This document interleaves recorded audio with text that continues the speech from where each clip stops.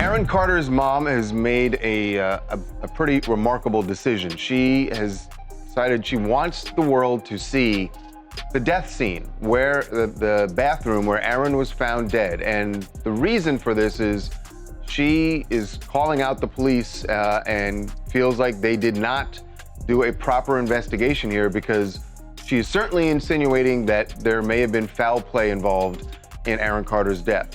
Aaron Carter, the child star whose catchy tunes became the soundtrack for a generation, was found dead in his bathtub.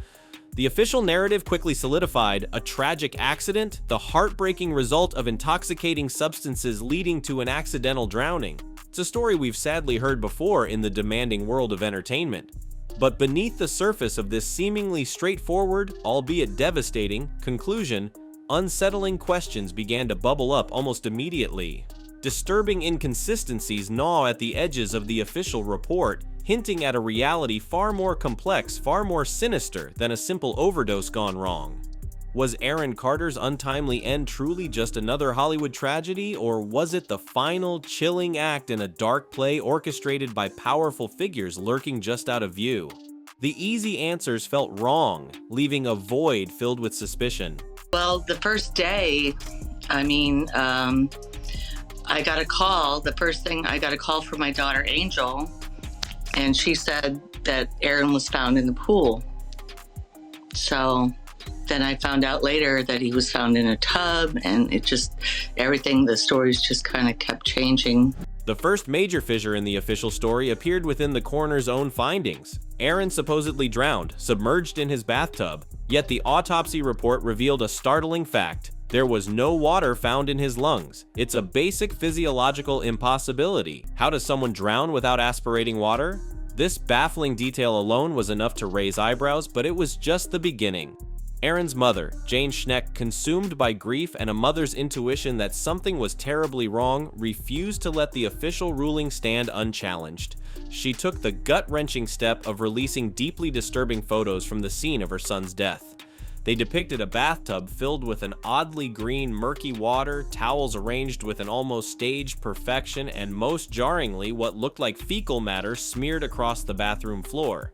Jane Schneck publicly questioned why the authorities seemed so quick to label it an accident, suggesting they might have overlooked crucial evidence due to Aaron's public battles with addiction, wanting an easy case closure. Then there was the matter of his phone. Aaron was glued to his device, constantly online, texting, engaging with fans, yet on the day he died, his phone was discovered charging in his car, parked outside, nowhere near the bathroom where he was found. If he was settling in for a bath, wouldn't his lifeline to the world, his constant companion, be within reach? These aren't minor discrepancies. They are gaping holes in the official story, fueling the growing suspicion that Aaron Carter's final moments were deliberately obscured, perhaps even staged. There's a bunch of videos that have recently resurfaced because of all these speculations and allegations about Diddy possibly being involved with Aaron Carter's passing.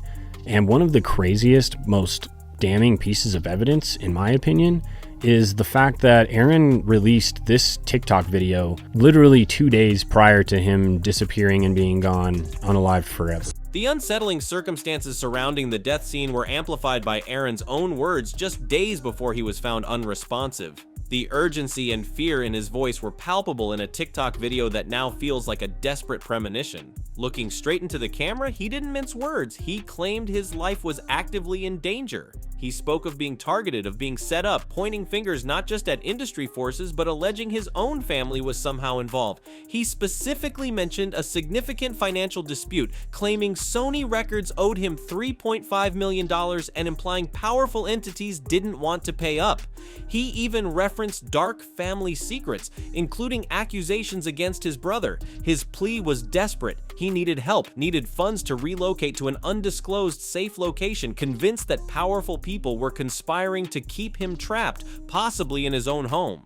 He recounted a disturbing incident where police were allegedly called to perform a welfare check, looking for a rope in his garage, an event he interpreted as a setup to make him appear suicidal. And then came the most haunting declaration, a statement that echoes louder in the silence that followed. "If anything happens to me, I promise you I am not suicidal." These weren't the incoherent ramblings often associated with substance abuse. They sounded like the calculated warnings of a man who genuinely believed his life was on the line, who knew who his enemies were, and who wanted the world to know he wouldn't take his own life. Then, just days later, he was gone. Silence breaker for my brother, who is a rapist, and now they're after my life. My whole family is after my life, and they're setting me up. And Sony Records owes me $3.5 million, and they don't want to pay me, and it would be in their better interest, just like Michael told me. And Brad Paisley, who sued Sony Records for $10 million, they owe me money, and they're trying to me off. And I'm begging you and I'm pleading you, help me raise $100,000 as soon as I can so I can move to an undisclosed location where I am safe. My realtor won't sell my house. They're all involved in this, and they're trying to keep me there. They had cops come and check for a rope in my garage saying I wanted to hang myself. So please trust what I'm saying. As the dust settled and speculation intensified, one name began to emerge from the shadows, persistently linked through rumor and allegation to the darker side of the industry that consumed stars like Aaron, Sean Diddy Combs. While concrete proof remains elusive, whispers documented in the source material suggest a disturbing pattern of alleged interactions between Diddy and vulnerable young talents, reportedly including Aaron Carter and even Justin Bieber, starting from incredibly young ages. Aaron was thrust into the relentless spotlight as a child prodigy, achieving global fame and multi-platinum success before he could even legally drive. His rapid ascent meant navigating the treacherous upper echelons of the music industry, inevitably crossing paths with its most influential gatekeepers, Diddy among them. His record deal with Jive Records placed him under the vast Sony Music corporate umbrella, the same parent company that, during overlapping years, also distributed Diddy's influential Bad Boy Entertainment label. This industry proximity put Aaron squarely within the sphere of influence of one of entertainment's most powerful, enigmatic, and increasingly controversial figures. While no direct evidence links Diddy to the events of Aaron's death, the background noise of these serious allegations, combined with Aaron's own claims of being targeted by industry forces, casts a long, unsettling shadow and raises deeply uncomfortable questions about the power dynamics and potential dangers faced by young artists navigating Diddy's world. The timing of Aaron's passing, noted by some as being close to Diddy's birthday, only added another layer to the speculative unease, however circumstantial. Aaron Carter was despicable, though, because he begged for help to help get him a private security team to keep him alive. He said on numerous occasions, if anything happens to me, I promise you, I am not vital. And no one said anything. When his phone was found in his car in the driveway, far away from his body where he was found, and he was going to take a bath too. If I'm going to take a bath, I always bring my phone in there because I'm probably watching videos or listening to music or something. Just very strange that a guy who always had his phone on him did not have his phone on him or even near him when he passed. Aaron Carter's vulnerability wasn't a recent development, it was forged in a crucible of trauma that began long before his final desperate days. He carried the weight of horrific experiences, bravely choosing to speak out about the deep wounds inflicted upon him throughout his young life. He alleged devastating sexual abuse starting in his childhood, implicating his late sister Leslie during periods when she was allegedly off her medication, and even naming his first backup dancers. He claimed the abuse didn't stop there, asserting that his own brother subjected him to mistreatment throughout his life. This profound, multi-layered trauma inevitably left deep scars, manifesting publicly in struggles with mental health, debilitating anxiety, and a well-documented battle with substance addiction.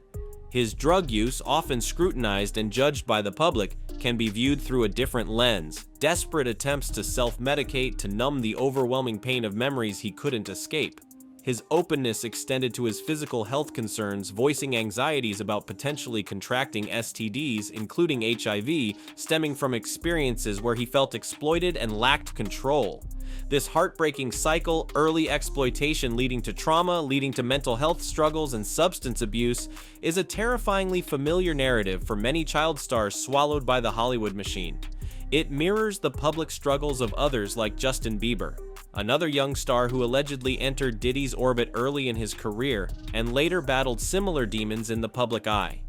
Did this profound, lifelong vulnerability make Aaron not just susceptible to the industry's pressures, but ultimately a target for those who perhaps saw his potential to speak out as a threat that needed to be silenced? Following developing news tonight in Lancaster, where pop star Aaron Carter has died at the age of 34. Yeah, the troubled performer grew up in the limelight, but he was in and out of rehab several times in his short life. Chris Wolf is live for us in Lancaster. He's got more on this. Chris? Yeah, Rick, MB, the street is now cleared. People have been moving in and out of that home behind me all day. And tonight we heard from some of those closest to Aaron Carter, and they all say the same thing. They all share stories of a very kind, loving, caring, humble, yet troubled young man.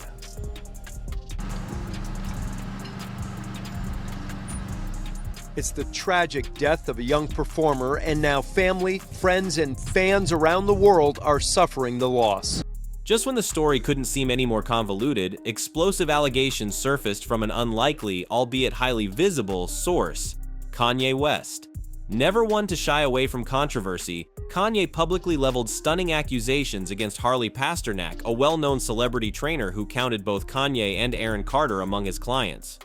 Kanye didn't just criticize Pasternak, he labeled him something far more sinister, a handler. He portrayed Pasternak as an operative embedded within the celebrity world, tasked not with physical fitness, but with controlling artists for shadowy industry powers. The most shocking part of Kanye's claims was his direct assertion that Pasternak was involved in Aaron Carter's demise, alleging that he orchestrated the death scene to mimic an accidental overdose, effectively silencing him. Kanye backed up his extraordinary claims by revealing alleged threats Pasternak had made against him personally, supposedly boasting about his power to have Kanye institutionalized, drugged into incoherence, or placed under a conservatorship that would leave him unable to recognize his own children or function independently. While Kanye's pronouncements often generate skepticism, the specificity of his accusations against Pasternak, directly linking him to Aaron's death, alleging a deliberate staging, and describing a system of coercive control, handlers within the industry, added a disturbing new dimension to the mystery. Could Aaron's death have been not just foul play, but a calculated execution designed to look like anything but? That it can't fight off. You know, a yeast infection. Sorry, my part is just like, so you guys got to understand out there, like, this is like, no, I know this is kind of like, it's giving me anxiety, okay? So my heart is racing. I did not take any medications before I came here. I haven't in actually a couple of days because I wanted to try to wean myself off of the... Aaron Carter was found dead in a bathtub in his home in Los Angeles last November.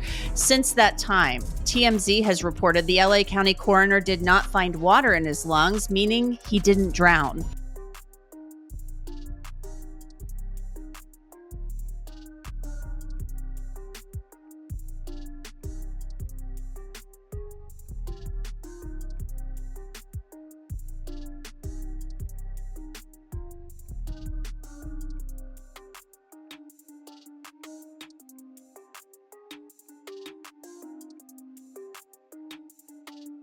While questions swirl around Aaron Carter's death, Sean Diddy Combs finds himself engulfed in his own raging inferno of legal troubles, painting a picture of a man under immense pressure.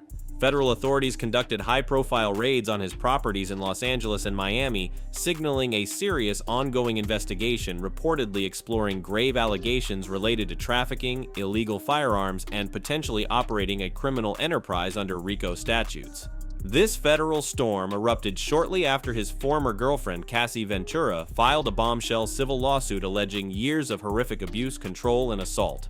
Though that suit was quickly settled out of court, the damage was compounded exponentially by the public release of shocking, undeniable hotel surveillance footage from 2016. But then one of the things I also noticed when you met with Dr. Jorge, you opened up and expressed your concerns that you're worried you have HIV. Absolutely. I know you recently came out as bisexual. Yes. Is that one of the other reasons that's had you concerned? Because you admitted on the tape piece that you say, I haven't always been safe sexually. Absolutely, no, and that's a fact. I haven't always been safe sexually, and I have no qualms in saying that. There's nothing wrong with me saying that. The video clearly shows Diddy violently attacking Cassie in a hotel hallway, grabbing, shoving, kicking, and dragging her. It was a visceral confirmation of the type of behavior alleged in the lawsuit. Now, Diddy's high-powered legal team is working overtime, filing motions to have this damning video evidence excluded from his upcoming federal trial. They argue the footage shown by CNN was manipulated, sped up, edited out of sequence, and that the original recording was somehow destroyed, claims CNN has publicly refuted, stating they possess the original and did not alter the timeline of events depicted. Simultaneously, his lawyers are pushing hard for a significant delay in the trial, citing the recent addition of new accusers and evidence as reasons they need more time to prepare, a stark contrast to their earlier bravado about being ready to fight the charges. This pattern of serious accusations, damning visual evidence, and increasingly desperate legal maneuvers raises chilling questions about the lengths someone with immense power and resources might go to maintain control and silence those who could bring their empire crashing down. So CNN has come out and said, we did not alter it, we did not change anything, and in fact they're saying that they do have the original as well. So on multiple levels, Sean Combs' argument kind of falls flat, because if it is sped up, and I think there is some degree of it's being sped up, if the original still exists, that can still be used as evidence against Sean Combs, not necessarily to the allegations of trafficking, RICO conspiracy, or the transportation for purpose of prostitution, but to show that this is a force that it was used to keep victim number one, who we believe to be Cassie in this video, under his control for the purpose of trafficking and this RICO conspiracy. The tragic narrative of Aaron Carter remains deeply unresolved, shrouded in suspicion, and far more complex than the official story suggests. The glaring inconsistencies surrounding his death, the lack of water in his lungs, the misplaced phone, the disturbing scene photos coupled with his own terrified warnings just before his passing demand answers that have yet to come. The persistent, though unproven, allegations connecting him and other vulnerable young stars to powerful figures like Diddy, viewed alongside Diddy's current avalanche of legal problems and the explosive handler claims from Kanye West, paint a deeply unsettling picture of the potential darkness lurking beneath the glamorous surface of the entertainment industry. While Diddy's legal team employs aggressive tactics to delay proceedings and discredit damaging evidence like the Cassie assault video, the number of accusers willing to speak out continues to grow. A recent civil suit even ropes in names like Jay-Z and Beyonce as alleged witnesses to bizarre, potentially exploitative events. This isn't merely about the potential downfall of one music mogul, it's about shedding light on a potentially systemic culture of abuse, control, and silencing that may have claimed victims for decades. As we await the developments in Diddy's federal trial and hold on to hope for a renewed, thorough investigation into the circumstances of Aaron Carter's death, one truth resonates clearly.